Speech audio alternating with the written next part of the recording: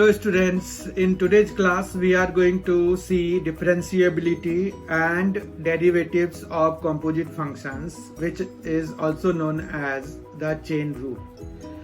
These two are related to the 5th chapter of class 12, that is continuity and differentiability. First of all, we will see how we say or in what circumstances we say any function to be differentiable function.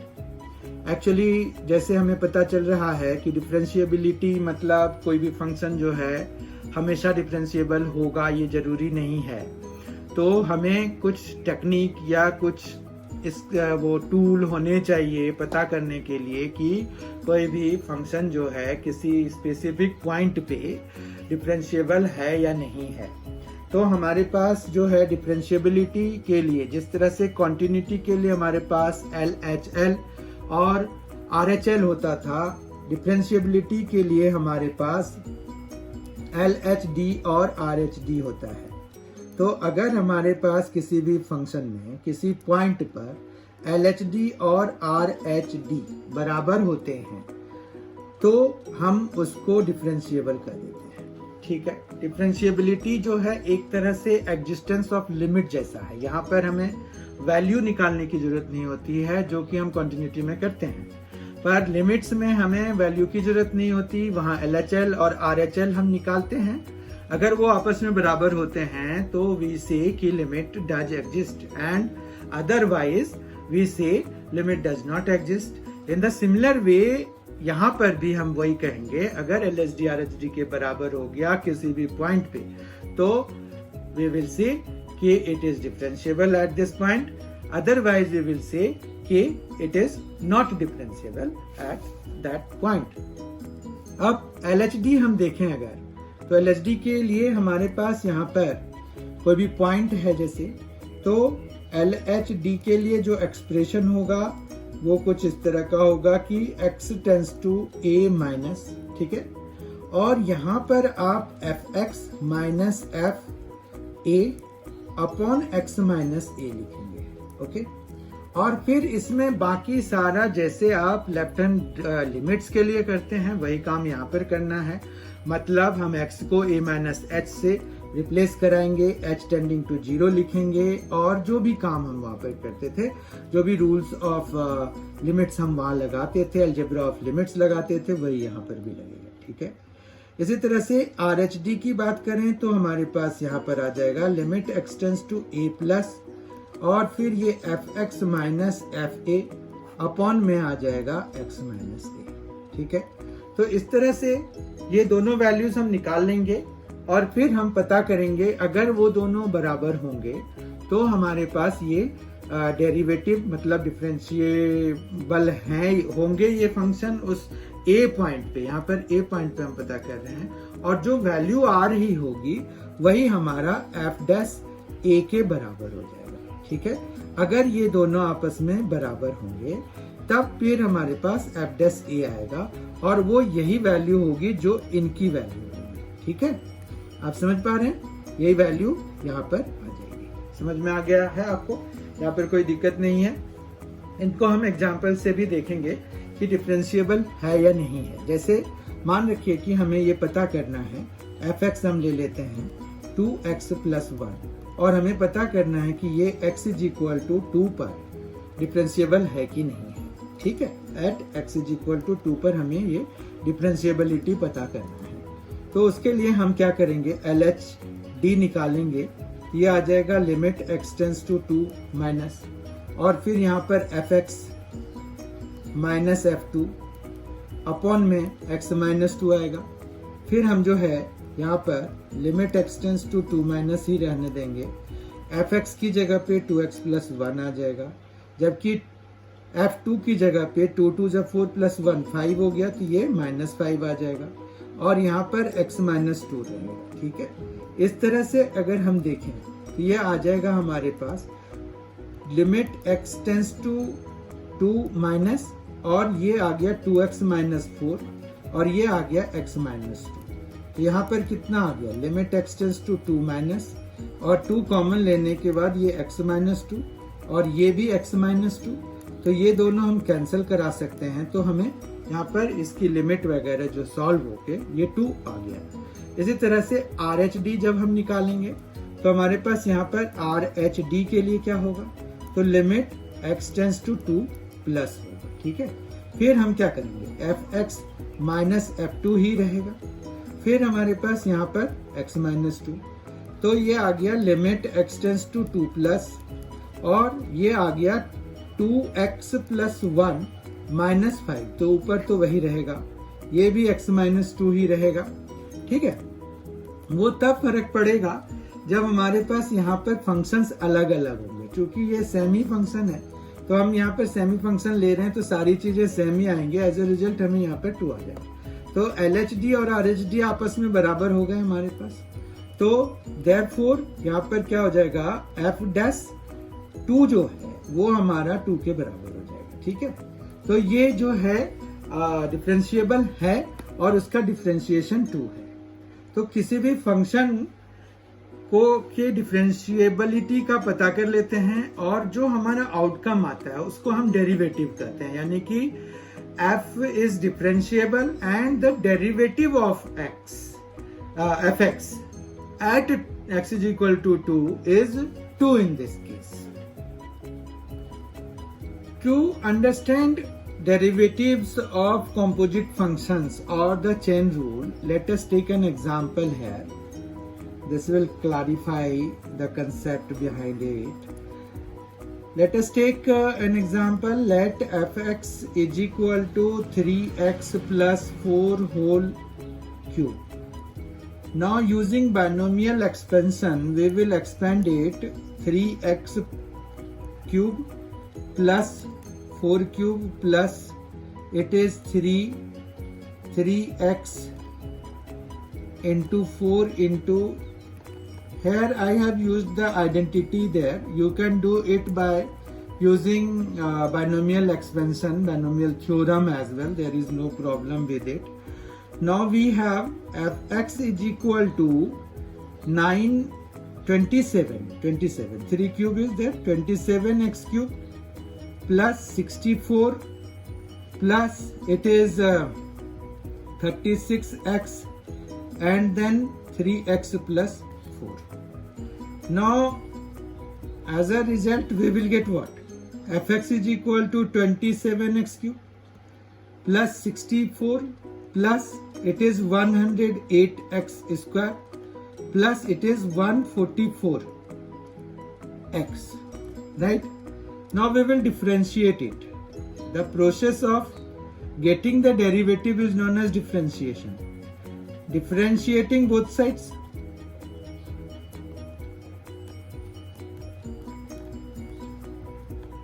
With respect to x, we get what? Differentiating both sides with respect to x, we get f dash x is equal to, it is 81x square plus 0 plus 216x plus 144. Is it fine or not? It is fine, right? So we have this one as the differentiation of the given function. Now if we want to put it inside the bracket, we can do it by writing it like it is 9x whole square, it is 2 into 9 into 12 x into this one is 12 square. So we can write it as 9x plus 12 whole square, right? Now if we take 3 out of this, it will be 9 there as square is there, and it will be 3x plus 4 square will be there. Fine or not? It is fine, I think. So we have this one. Now if we put 3x plus 4 as t, then we will have put 3x plus 4 is equal to t. Then we will have fx is equal to t cube. Now f dash x will be 3t square into dt by dx. how we know it? We will see it. We can see it like this one. If we have put that 3x plus 4 is equal to t, then we have fx is equal to t cube. And if we need to get the differentiation of fx, we will need to do it with respect to x. Here the variable is t, so we need to differentiate t with respect to x as well. And if we write like let y is equal to t cube, then dy by dt can be written as 3t square, right? There is no problem with it. And then dt by dx will be there. From here we can get dt by dx as 3. Now we write dy by dt as 3 into 3x plus 4 whole square, and dt by dx will remain same. Now to get dy by dx, what we can write here, dv by dt is dy by dt into dt by dx there. Now dy by dt is 3 into 3x plus 4 whole square into 3 is there. So we can see what we had obtained there. It was 9 into 3x plus 4 whole square, and it was like it is here dy by dt into dt by dx. So this is the chain rule. You can see here we can extend this idea to for many variables there, more than 2 variables there. वो हम idea इसको extend कर सकते हैं उसके लिए, more than 2 variables के लिए. यहाँ पर बेसिक बात आपको जो समझनी है वो ये है कि अगर हमारे पास मान रखिए कि ये तो चलिए 2 के लिए था, तो हमने क्या किया कि भाई t अगर सपोज कर लिया, जैसे मान रखिए कि 3-4 वेरिएबल्स हो जाएंगे, तो हमें जो है अगर मान रखिए कि y जो है वो t की टर्म में है, t जो है u की टर्म में है, u जो है v की टर्म में है, इस तरह से है हमारे पास. तो यहाँ पर क्या है कि हम डायरेक्टली dv बाय dy, और v जो है वो x की टर्म में है, तो हम dy बाय dx जब निकालना चाहेंगे तो हमें dy बाय dt पहले निकालना पड़ेगा, फिर dt बाय du निकालना पड़ेगा, फिर du बाय dv निकालना पड़ेगा, and then finally we will have dv by dx there. This is known as chain rule. You can see dt, du and dv at these 2 places, so it is making a chain there, so it is known as a chain rule. As a simple example, we can do it orally like this one. If we have y is equal to sin x cube, right? Now to differentiate, we don't need to write whole things time and again. We can use we can assume this sin x cube as simply sine function, and we will differentiate it assuming this to be merely a variable and just copying it. That means sin x will be copied, differentiation of sin x will be cos, तो cos हो गया यहाँ पर, और x cube का फिर हमें x cube copy कर देना, ठीक है, इनटू फिर हम यहाँ पर एंगल पे आएंगे तो ये आ जाएगा 3x स्क्वायर. तो इस तरह से हम फिर यहाँ पर 3x square into cos x cube इसका डिफरेंशिएशन लिख सकते हैं यूजिंग चेन रूल. तो चेन रूल में क्या चीजें हो रही है, ये है कि हम धीरे धीरे इसमें अंदर की तरफ बढ़ते हैं. तो यहाँ पर अगर देखिए तो आप क्या कर रहे हैं, ट्रिगोनोमेट्रिक रेशियो फिर एंगल कर रहे हैं. उससे भी ऊपर एक और चीज है, अगर इस पर पावर होगा तो हमें पहले पावर को करना है, फिर ट्रिगोनोमेट्रिक रेशियो को करना है, और फिर हम एंगल पर आएंगे. जैसे हम एक एग्जांपल ले लेते हैं. मान रखिए कि हमारे पास y is equal to sine cube और यहाँ पर x स्क्वायर दिया हुआ है. इसका हमें डिफरेंशिएशन चाहिए. तो यहाँ पर जो है हम इसको dy बाय dx लिख देंगे. फिर पहले यहाँ पर पावर का करेंगे. तो पावर हमारा 3 है, तो 3 सामने में आ जाएगा. एक पावर जब हम कम करके लिखेंगे तो साइन स्क्वायर एक्स स्क्वायर हो जाएगा.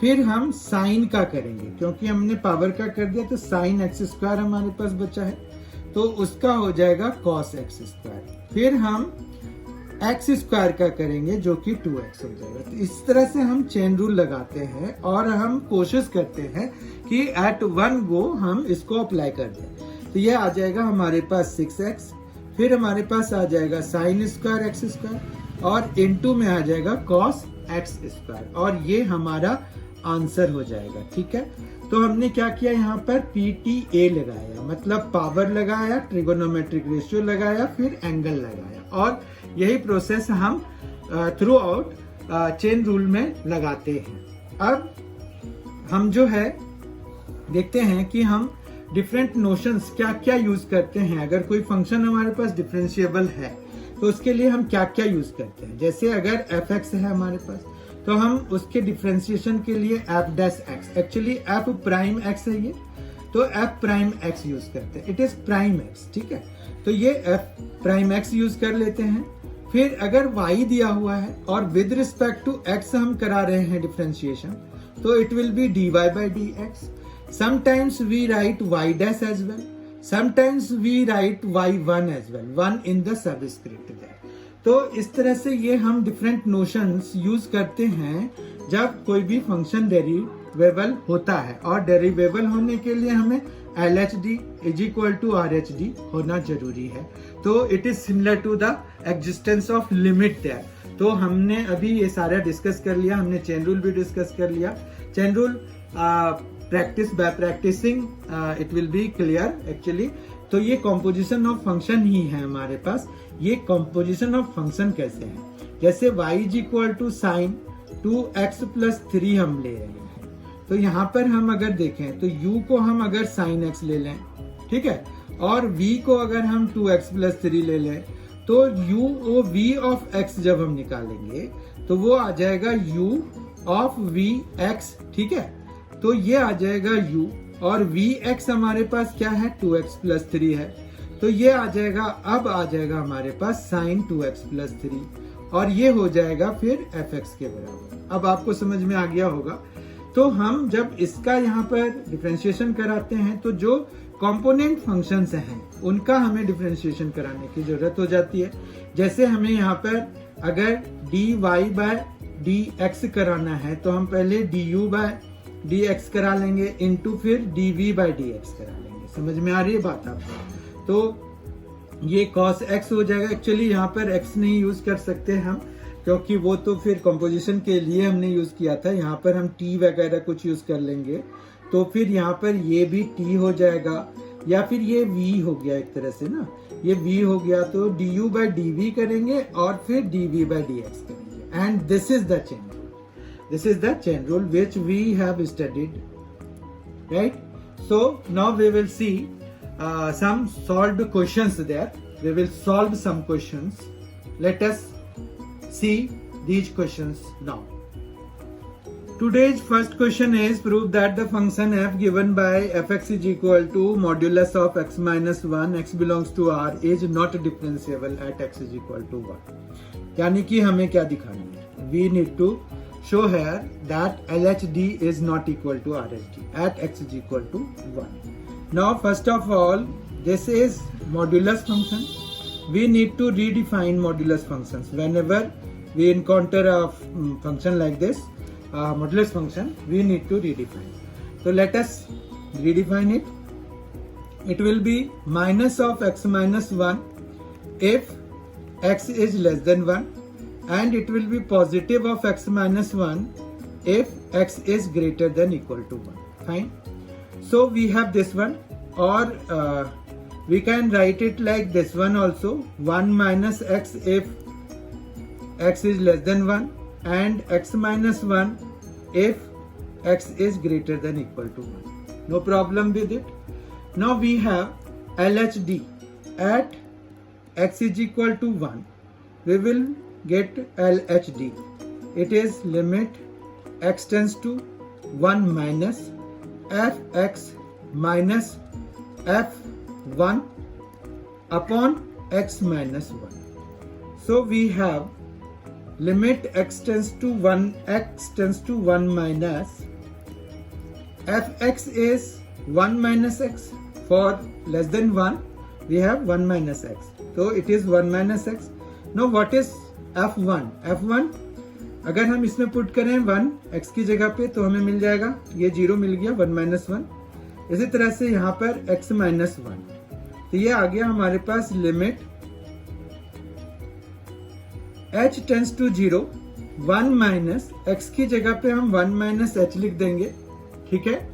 और फिर नीचे भी हम 1 माइनस h माइनस 1, तो ये 1 इससे कैंसिल, ये 1 इससे कैंसिल, तो हमारे पास यहाँ पर आ जाएगा लिमिट h टेंड्स टू 0, ये आ जाएगा h और ये आ जाएगा माइनस h, तो ये आ जाएगा माइनस 1। समझ में आई बात? तो ये हो गया हमारे पास। और फिर जो है तो यहाँ पर LHD हमारा -1 आ गया। अब हम RHD निकालेंगे। RHD के लिए हमारे पास यहाँ पर क्या है कि limit x tends to 1 plus, ठीक है। फिर यहाँ पर जो हम लिखते हैं वो fx माइनस f1 और अपॉन में x माइनस 1, ये आ गया limit x tends to 1 plus fx की जगह पे 1 प्लस के लिए हम ये वाला लेंगे क्योंकि ये x greater than equal to 1 के लिए डिफाइंड है, तो इस तरह से ये x माइनस 1 हो गया, f1 हमारा 0 हो गया और ये x माइनस 1 है। ऐसे तो हम इन दोनों को कैंसिल करा करके सीधा सीधा 1 भी लिख सकते हैं। तो हमने दोनों ही तरीका देख लिया, हम h से रिप्लेस करा करके भी वही वैल्यू गेट करते हैं जो हम डायरेक्टली भी गेट करते हैं। तो यहाँ पर अगर आप देखें तो LHD और RHD आपस में बराबर नहीं है, तो हम क्या लिखेंगे कि since LHD is not equal to RHD, तो देयरफॉर ये जो fx है fx इज नॉट डिफरेंशिएबल हो गया, ठीक है। Not differentiable eight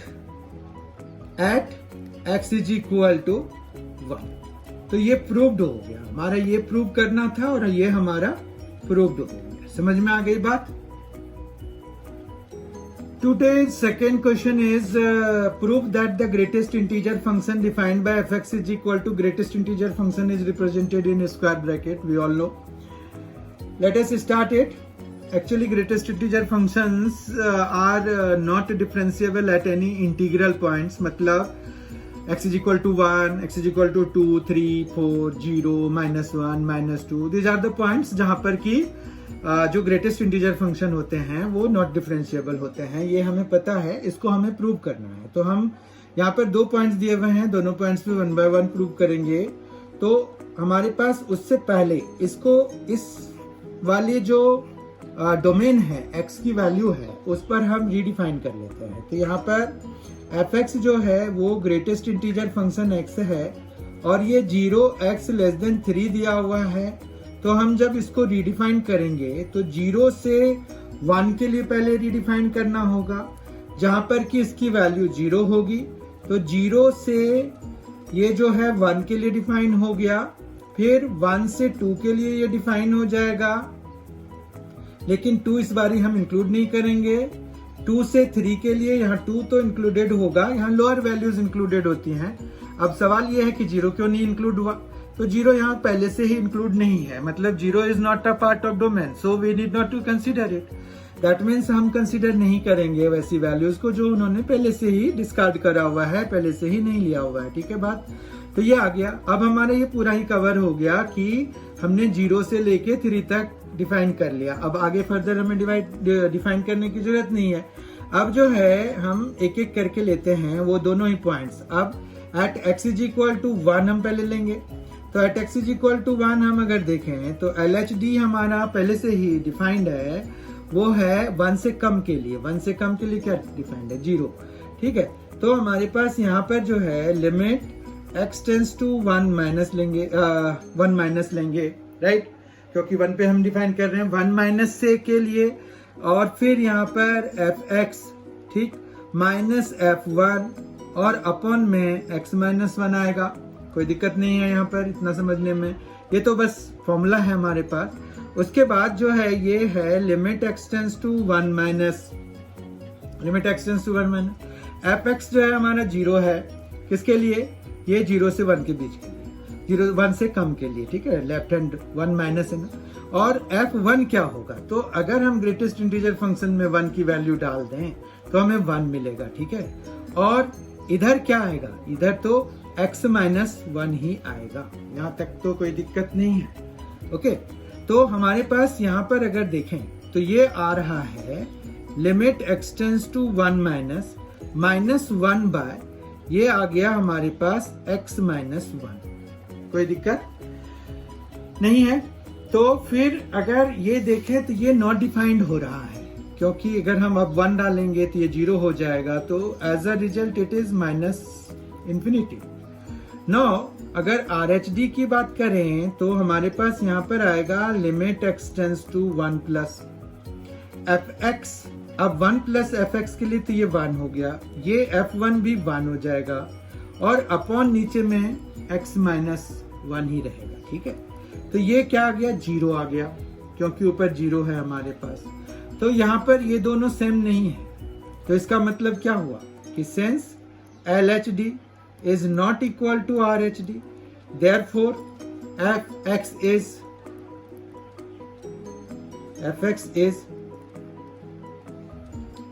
not differentiable at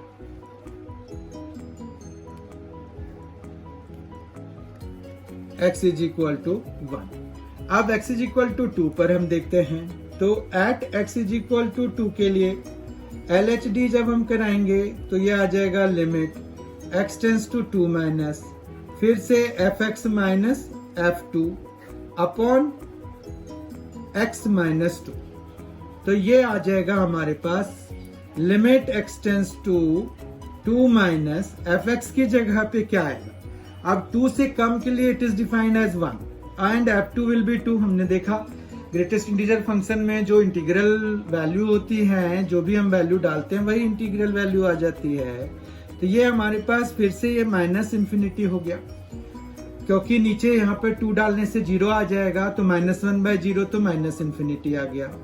अब RHD की बात करें अगर, तो ये लिमिट एक्सटेंड्स टू 2 प्लस, और यहाँ पर fx minus f2 upon x minus 2, और ये आ जाएगा हमारे पास limit x tends to 2 plus.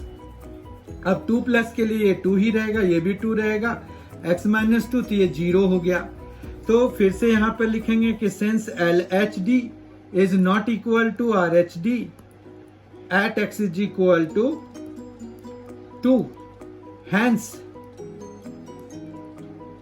fx is not differentiable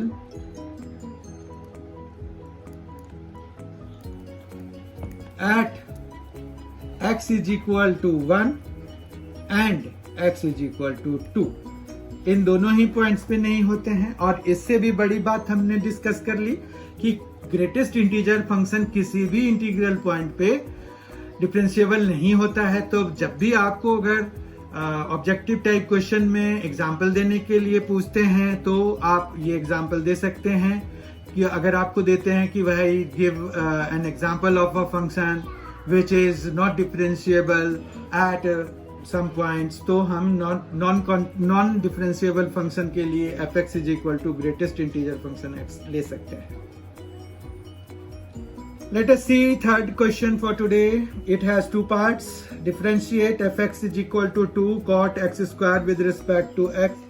तो ये composite function है, composition of 2 functions है। इसके लिए हम क्या करेंगे, तो fx हमें दिया हुआ है, तो let us take fx, यहाँ पर 2 है, root under of cot x square है।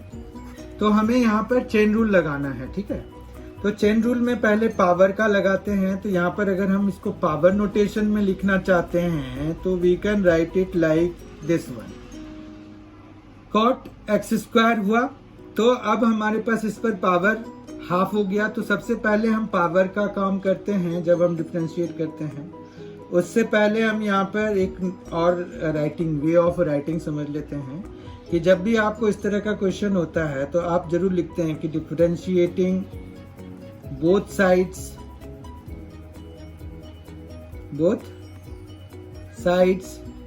with respect to x we get। तो हमारे पास यहाँ पर क्या आ जाएगा, f डैश x आ जाएगा, ठीक है। f डैश x आ जाएगा, 2 हो गया। अब पावर नीचे आ जाएगा तो 1/2, फिर cot x स्क्वायर और इसकी पावर में 1/2 -1, ठीक है। तो ये आ जाएगा 2 तो कैंसिल हो गया, ये आ गया कॉट एक्स स्क्वायर, और इस पर पावर हमारे पास कितना आ गया, -1/2, ठीक है। और साथ में हमें कॉट का फिर डिफरेंशिएशन कराना है, तो एक काम करते हैं, हम इसको बाद में सॉल्व कर लेंगे, पहले हम और जो चीज करना है वो लिख लेते हैं। तो हमें यहाँ पर कॉट एक्स स्क्वायर का करना है, यही चेन रूल है, 1 by 1 हम चलेंगे। तो हमारे पास यहाँ पर पहले तो ये 2 कैंसिल करा दिया, फिर पावर्स को हमने सॉल्व करके यहाँ पर लिखा -1/2, ठीक है। फिर हम जब d/dx कॉट एक्स स्क्वायर कराएंगे तो कॉट एक्स का या कॉट थीटा का होता है माइनस कॉसेक स्क्वायर, तो ये कॉसेक स्क्वायर एक्स स्क्वायर आ जाएगा। और फिर लेकिन साथ में अभी भी पूरा नहीं हुआ, क्योंकि हमें अभी एक्स स्क्वायर का डिफरेंशिएशन लिखना है, ठीक है। तो यहाँ पर हमारे पास आ जाएगा कॉट एक्स स्क्वायर, और उसकी पावर में है -1/2, फिर है minus cosec square x square, और फिर है 2x, ठीक है।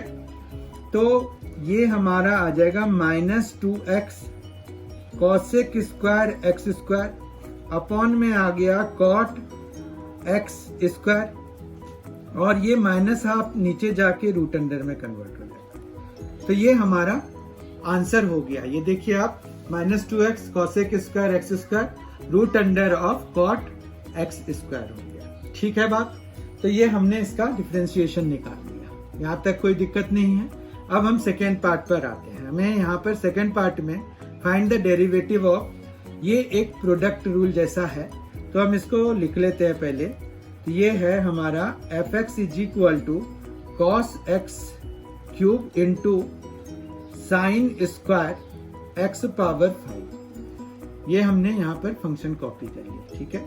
उसके बाद जो है हम इसमें चेन रूल भी लगाएंगे, और जहां पर जरूरत होगी तो हम वहां पर पहले प्रोडक्ट रूल लगाएंगे, और जहां पर जरूरत होगी तो हम चेन रूल लगाएंगे, ठीक है। तो differentiating both sides with respect to x we obtain, हमें मिलेगा क्या, यहाँ पर f' अगर कराएंगे तो मान रखिए कि हम पहली बारी cos x क्यूब को डिफरेंशिएट कराएंगे, और इधर साइन स्क्वायर x पावर 5 को रहने देंगे, प्लस कराएंगे cos x cube as it is copy करेंगे, और हम x के रिस्पेक्ट में साइन स्क्वायर x पावर 5 का डिफरेंशिएशन करेंगे, ठीक है। फिर हमारे पास यहाँ पर cos x क्यूब के लिए माइनस साइन x क्यूब आ जाएगा, इंटू में d/dx और x क्यूब आ जाएगा, ठीक है, into sine square x power 5, तो वो तो जैसे है रहेगा ही। फिर cos x क्यूब हमें कॉपी करना है, फिर हम साइन स्क्वायर का पहले करेंगे, तो जो कि होगा 2 sine x power 5 will remain there. साथ में आएगा हमें d/dx साइन का पहले हमें कराना होगा, ठीक है, क्योंकि यहाँ पर अभी पावर का हुआ सिर्फ, यहाँ आप साइन का भी कराएंगे। यहाँ पर जैसे हमारे पास कोई पावर होता तो हम पहले पावर का भी कराते, पर चूंकि पावर नहीं है तो हमारा एक ही बारी में काम होगा। फिर यहाँ पर आ गया minus sine x cube into ये जो बन रहा है वो है 3x स्क्वायर, फिर इंटू यहाँ पर आ गया साइन स्क्वायर x पावर 5, फिर यहाँ प्लस आ गया 2 sine x power 5 into cos x cube. अब ये डिफरेंशिएशन साइन का कराना है तो वो हो जाएगा cos x पावर 5, लेकिन अभी भी x पावर 5 का हमें कराना जरूरी है, ठीक है। ये चेन रूल का है, चेन रूल चलता रहेगा। इधर वाला काम हो गया हमारा, ये आ जाएगा। अब ये 3x स्क्वायर को पहले लिख लेते हैं, तो ये आ गया -3x square into sine x cube into sine square x power 5 plus यहाँ पर आ जाएगा हमारे पास 2 और साइन x पावर 5 है, फिर cos x क्यूब है इंटू ये कितना आ गया cos x power 5 into 5x⁴। ठीक है, अब हम इनको सिंप्लीफाई करके -3x² sin x³ into sin² x⁴ plus ये 10x⁴ हो गया और इधर आ गया sin x⁴, फिर हमारे पास आ गया cos x³, फिर आ गया cos x⁴। तो ये हमारा अगर कुछ कॉमन वगैरह आ रहा है तो हम ले लेंगे और सिंप्लीफाई कर देंगे। तो यहाँ पर जैसे sin x⁴ कॉमन आ रहा है तो वो ले सकते हैं, x² कॉमन आ रहा है वो ले सकते हैं। तो हमारे पास यहाँ पर आ जाएगा x², फिर हमने क्या कॉमन लेना था, sin² x⁴ है, sin x⁴ है तो sin x⁴ हम कॉमन ले सकते हैं और x² हमने कॉमन ले लिया। तो हमारे पास जो बचा वो क्या बचा, यहाँ पर -3 तो बचा ही, x² चला गया है, sin x³ तो sin x³ है नहीं कहीं तो sin x³ भी हमें बचा हुआ रह गया तो sin x³ हो गया। यहाँ पर एक sin x⁴ भी बचा रह गया क्योंकि स्क्वायर में से एक गया है। फिर हमारे पास यहाँ पर 10x² बचेगा, sin x⁴ कॉमन में चला गया है, cos x³ will be there and cos x⁴ will be there. तो इस तरह से ये हमारा कंप्लीट सॉल्यूशन हो गया इस वाले के लिए। तो इस तरह से हमने चेन रूल पर बेस्ड क्वेश्चंस भी कर लिए और चेन रूल कैसे डिराइव हुआ वो भी हमने देख लिया कि एक्चुअली इसका क्या सिग्निफिकेंस है। हमने आज की क्लास में जो कवर किया वो था डिफरेंशिएबिलिटी ऑफ फंक्शंस। मेनली हमने देखा कि मॉड्यूलस फंक्शन और greatest integer functions non differentiable होते हैं। मॉड्यूलस फंक्शंस वर्टेक्स पे अपने वर्टेक्स पे नॉन डिफरेंशिएबल होते हैं, जबकि जो ग्रेटेस्ट इंटीजर फंक्शन है किसी भी इंटीग्रल पॉइंट पर नॉन डिफरेंशिएबल होते हैं। तो ये सारी चीजें हमने आज की क्लास में कवर कर लिया। आई होप आपको सारी चीजें समझ में आ गई होंगी। Thank you so much for being with us.